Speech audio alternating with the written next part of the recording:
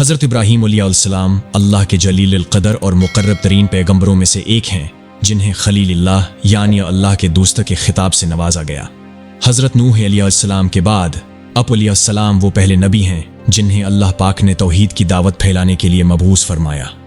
حضرت ابراہیم علیہ السلام نے عراق، مصر، شام، فلسطین سے لے کر عرب کی صحرائی وادیوں تک توحید کی دعوت عام کی۔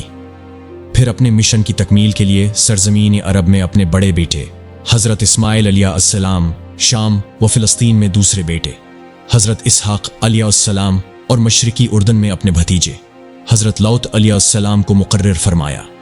اللہ پاک نے قرآن کریم میں 59 مقامات پر حضرت ابراہیم علیہ السلام کا ذکر فرمایا ہے۔ حضرت ابراہیم علیہ السلام کے آبا و اجداد عرب سے ہجرت کر کے بابل میں آباد ہو گئے تھے، وہیں اب علیہ السلام کی ولادت ہوئی۔ آپ کے والد کا نام ستارخ تھا لیکن عزر کے نام سے مشہور ہوئے۔ حضرت ابراہیم علیہ السلام کی پیدائش کے وقت عزر کی عمر 75 سال تھی۔ حضرت ابراہیم علیہ السلام کے علاوہ عزر کے 2 بیٹے اور تھے، ایک کا نام ناہور اور دوسرے کا ہاران تھا۔ ہاران کا انتقال عزر کی زندگی ہی میں ہو گیا تھا۔ ہاران کا ایک بیٹا تھا جس کا نام اللوت تھا۔ لوط علیہ السلام نے باپ کے انتقال کے بعد اپنی زندگی کا بیشتر حصہ چچا حضرت ابراہیم علیہ السلام کے ساتھ گزارا، یہاں تک کہ اللہ پاک نے حضرت لوط علیہ السلام کو بھی نبوت سے سرفراز فرمایا۔ حضرت ابراہیم علیہ السلام کے والد عزر کا پیشہ بت تراشی اور بت فروشی تھا۔ پیارے ناظرین، بابل اور اس کے اس پاس کے علاقوں پر نمرود کی بادشاہی تھی جو ایک بہت طاقتور، متکبر، جابر اور بت پرست حکمران تھا۔ کہتے ہیں سر پر تاج سب سے پہلے نمرود ہی نے پہنا تھا۔ یہ بہزوری طاقت رایا سے اپنی پرستش کرواتا تھا۔ ایک مرتبہ اس نے عجیب و غریب خواب دیکھا کہ اسمان پر ایک بڑا، روشن اور خوبصورت ستارہ نمودار ہوا جس کی روشنی اتنی تیز تھی کہ اس نے اسمان پر چمکتے چاند اور لاکھوں ستاروں کی روشنی کو ماند کر دیا۔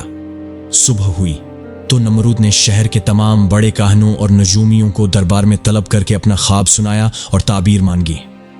نجومیوں نے تعبیر بتائی کہ اس شہر میں عنقریب ایک ایسا بچہ پیدا ہونے والا ہے جو عظیم بادشاہ کے زوال کا باعث بنے گا اور ہمارے خدایوں کے مقابلے میں ایک خدا اور اس کے دین کا پرچار کرے گا۔ نجومیوں کی اس خبر نے نمرود کو سخت پریشان کر دیا، چنانچہ اس نے فوری حکم جاری کیا کہ جو بھی بچہ پیدا ہو اسے فوری قتل کر دیا جائے۔ بادشاہ کے حکم پر عمل درآمد شروع کر دیا گیا اور بابل کی سرزمین نزائیدہ بچوں کے خون سے سرخ ہو گئی۔ ابھی بادشاہ کے فرمان کو کچھ ہی وقت گزرا تھا کہ حضرت ابراہیم علیہ السلام کی ولادت کا وقت قریب آ گیا۔ عزر اور ان کی بیوی کو اپنی اولاد کا خون کسی صورت قبول نہ تھا، لہٰذا دونوں نے اسے چھپ کر پالنے کا فیصلہ کر لیا اور بچے کی پیدائش سے پہلے ہی بابل کے پہاڑوں کے درمیان ایک غار تلاش کر لیا۔ حضرت ابراہیم علیہ السلام کی والدہ نے اس غار میں بچے کو جنم دیا اور بچے کو اللہ کے سپرد کر کے گھر واپس اگئیں۔ والدہ باقاعدگی سے چھپتے چھپاتے غار میں جاتے اور بچے کو داؤد پلا کر واپس اجاتے۔ کچھ ہی عرصے بعد اب بڑے ہو گئے تو والدین گھر لے آئے۔ حضرت ابراہیم علیہ السلام کو اللہ پاک نے بچپن ہی سے صراط مستقیم پر رکھا تھا اور اپنا رسول منتخب کر لیا تھا۔ قرآن پاک میں اللہ پاک فرماتے ہیں اور ہم نے ابراہیم کو پہلے ہی سے ہدایت دی تھی اور ہم ان کے حالات سے واقف تھے۔ حضرت ابراہیم علیہ السلام نے والد کو بت تراشتے اور ان کو پوجتے دیکھا تو ان سے سوال کیا، یہ کیا ہیں؟ والد نے کہا کہ یہ ہمارے خدا ہیں۔ حضرت ابراہیم علیہ السلام نے تعجب سے کہا، یہ کیسے خدا ہیں کہ جن کو اب پتھر کے ٹکڑوں سے تراش رہے ہیں؟ ایک دن والد نے انہیں ایک ٹوکرے میں بہت سے بت رکھ کر دیے کہ انہیں بازار جا کر بیچ آئو۔ والد کے حکم کی تعمیل کرتے ہوئے ٹوکرا لے کر بازار پہنچ گئے اور آواز لگائی، اے لوگو، آئو اور اپنے ان خدایوں کو خرید لو جو تم کو نفع پہنچا سکتے ہیں اور نہ نقصان۔ لوگ جمع ہوتے، اپنے خدایوں کے بارے میں حضرت ابراہیم علیہ السلام کی گفتگو کو تعجب سے سنتے اور آگے بڑھ جاتے۔ بازار جانے کا یہ سلسلہ کئی دن تک جاری رہا۔ جب ایک بت بھی نہ بکا بلکہ لوگوں نے حضرت ابراہیم علیہ السلام کی شکایتوں کے انبار لگا دیے تو عزر نے انہیں بازار بھیجنا بند کر دیا۔ اللہ پاک نے حضرت ابراہیم علیہ السلام کو بچپن ہی میں رشد و ہدایت اور عقل سلیم عطا فرمائی تھی۔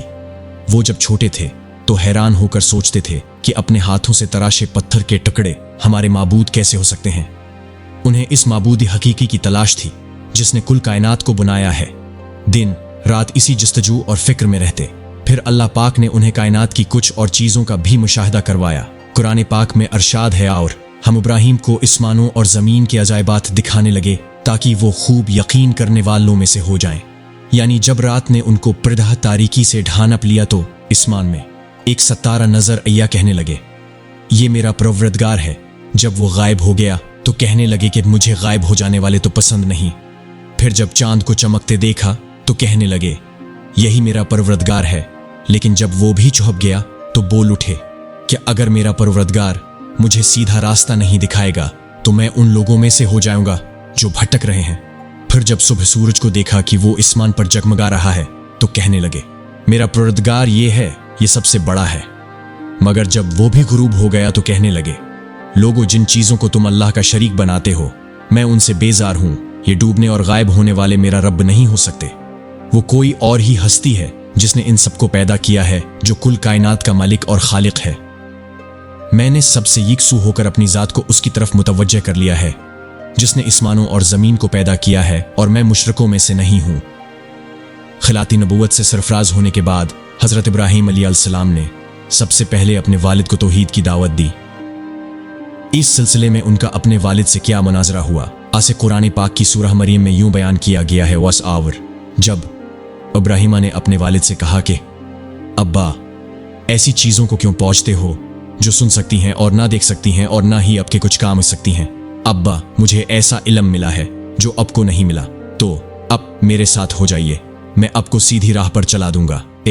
मेरे अब्बा, शैतान की पूजा न कीजिए, बेशक शैतान अल्लाह का नाफरमान है। अब्बा, मुझे डर लगता है कि आपको अल्लाह का अजाब ना पकड़े तो अब शैतान के साथ ही हो जाएंगे। हजरत इब्राहीम अलैहिस्सलाम ने अदब और एहतराम के तकाज़ों को पूरी तरह मलहूज़ खातिर रखते हुए नहायत मोहब्बत और प्यार से बाप को तौहीद के बारे में आगाह फरमाया। लेकिन मुशरक बाप ने इस नरमी और प्यार के जवाब में निहायत दृष्टि और सख्ती से बेटे से कहा, तू अगर मेरे माबूदों की मुखालफत करने से बाज न आया तो याद रख मैं तुझसे बहुत सख्ती से पेश आऊंगा। कुरान करीम में है। इज़र ने कहा कि ए इब्राहीम, क्या तू मेरे माबूदों से बरगश्ता है? अगर तू बाज न आया तो मैं तुझे संसार कर दूंगा और तू हमेशा के लिए मुझसे दूर हो जा। इस मौके पर इब्राहीम ने अस्सलाम अलैकुम कहा और कहा कि मैं अब के लिए अपने परवरदिगार से बख्शिश तलब करूंगा, बेशक वो मुझ पर मेहरबान है। हजरत इब्राहीम अलैहिस्सलाम की कौम का आयद का दिन करीब आया तो पूरी कौम शहर से बाहर जाकर ईद की खुशियां मनाने की तैयारियों में मसरूफ हो गई। लोगों ने हजरत इब्राहीम अलैहिस्सलाम को भी साथ चलने की दावत दी, लेकिन उन्होंने साथ जाने से इनकार कर दिया। दरअसल वो किसी ऐसे ही मौके की तलाश में थे कि जब कोई ना हो और वो सबसे बड़े इबादत खाने में रखे बुतों को मिस्मार कर सकें। चनाचे लोगों ने ईद की सुबह सबसे पहले अपने बुतों को सजाया, फिर हस्बे रवायत उनके आगे तरह तरह के खाने सजाए। उनमें रवाज था कि मेले से वापस आकर उस खाने को बड़े एहतराम से खाते थे। इस काम से फारिग होकर सब लोग शहर से बाहर मेले में चले गए तो हजरत इब्राहीम अलैहिस्सलाम कल्हाड़ा लिए बुत खाने में दाखिल हो गए। कुरान पाक में अल्लाह पाक इरशाद फरमाता है, हजरत इब्राहीम अलैहिस्सलाम छुपते छुपाते उनके माबूदों के पास गए और फरमाने लगे, तुम खाते क्यों नहीं? तुम्हें क्या हो गया है? तुम बोलते क्यों नहीं? फिर उनको दाएं हाथ से मारना और तोड़ना शुरू कर दिया। जब तमाम बुत तोड़ दिए तो अलैहिस्सलाम ने कल्हाड़ा बड़े बुत के कुंधे पर लटका दिया और घर वापस गए। शाम को लोग खुशी खुशी मेले से वापस आए और बुतों के पास पहुंचे ताकि खाना तनावल करें, लेकिन वहां का तो मंजर ही हीबतनाक था। सब बुत औंधे पड़े थे। ये मंजर देखकर वो गुस्से से पागल हो गए। उनमें से बहुत से लोगों को यकीन था कि ये काम इब्राहीम अलैहिस्सलाम ही ने क्या होगा। कुरान पाक में यूं इरशाद फरमाया गया है, लोगों ने कहा कि हमने एक नौजवान को उनका जिक्र करते हुए सुना है, उसे इब्राहीम कहते हैं। चन्नाचे हजरत इब्राहीम अलैहिस्सलाम को बुलाया गया। जब अब आए तो मुशरिकों ने कहा, ए इब्राहीम, हमारे माबूदों के साथ तुमने किया है। इब्राहीम अलैहिस्सलाम ने कहा, ये उनके बड़े बुत ने किया होगा, अगर वो बोलते हों तो उनसे पूछ लो। उन्होंने अपने दिल में गौर किया तो अब्स में कहने लगे, बेशक हम ही जालिम हैं। फिर शर्मंदा होकर सर नीचे कर लिया और बोले, तुम जानते हो कि ये बोलते नहीं हैं। इब्राहीम अलैहिस्सलाम ने कहा, फिर तुम अल्लाह को छोड़कर क्यों ऐसी चीजों को पूजते हो जो तुम्हें कुछ फायदा दे सकें और न नुकसान बतुफ है तुम पर, और जिनको तुम अल्लाह के सिवा पूजते हो उन पर क्या तुम अक्ल नहीं रखते? बुतों को तोड़ने का अमल नमरूद और उसकी कौम के नजदीक नाकाबिल माफी जर्म था, लिहाजा उन्होंने फैसला किया कि हज़रत इब्राहीम अलैहिस्सलाम को इतनी सख्त और अबरतनाक सज़ा दी जाए कि आइंदा किसी को बुतों की बेहरमती की हिम्मत ना हो। चनाचे नमरूद के हुक्म पर खंदक खोदी गई। फिर कौम के हर फर्द ने उस काम को मुक़द्दस समझते हुए उसमें लकड़ियां जमा करनी शुरू की। यहाँ तक कि अगर किसी का कोई काम रुका हुआ था तो उसने मन्नत मांगी कि काम हो जाए तो इब्राहीम अलैहिस्सलाम को जलाने के लिए लकड़ी का गुट्ठा दूंगा। खंदक के बाहर जाने के बाद इसमें आग रोशन कर दी गई। फिर एक मंजनीक बनाई गई जिसके जरिए हज़रत इब्राहीम अलैहिस्सलाम को रस्सियों से जकड़ कर आग में फेंक दिया गया।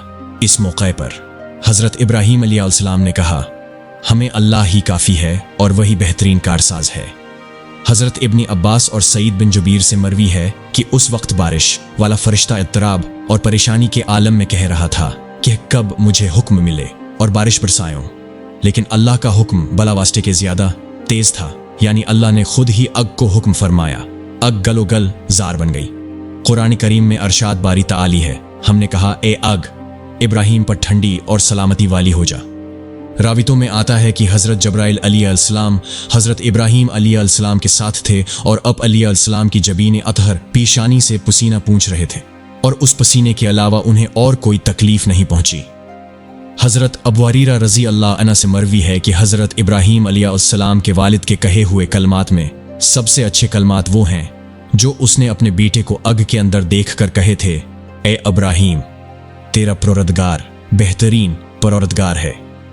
हज़रत मुनहाल बिन उमरू से मरवी है कि हज़रत इब्राहीम अलैहिस्सलाम इस अग में 40 या 50 दिन ठहरे और उन्होंने फरमाया कि मैंने उन दिनों से अच्छी ज़िंदगी नहीं गुजारी और मेरी तमन्ना रही कि मेरी पूरी ज़िंदगी उसी की तरह हो जाए। हज़रत उम्मी शरीक से मरवी है कि रसूलुल्लाह ने छिपकली के मारने का हुक्म दिया और फरमाया कि ये इब्राहीम अलैहिस्सलाम पर जलने वाली अग को फूंक मार रही थी। बुखारी, मुस्लिम, इब्न माजा, मुस्नद अहमद में हज़रत आयशा रज़ी अल्लाह अन्हा से रवायत है कि रसूल इकरम ने फरमाया छिपकली को मारो क्योंकि वो इब्राहीम अलैहिस्सलाम पर अग को फूंके मार रही थी। रावी कहते हैं कि फिर सैयदा आयशा रज़ी अल्लाह अन्हा भी उनको मारती थी। प्यारे नाजरीन, अभी क़िस्सा जारी है। वीडियो अच्छी लगे तो लाइक शेयर और चैनल को सब्सक्राइब ज़रूर करें। शुक्रिया।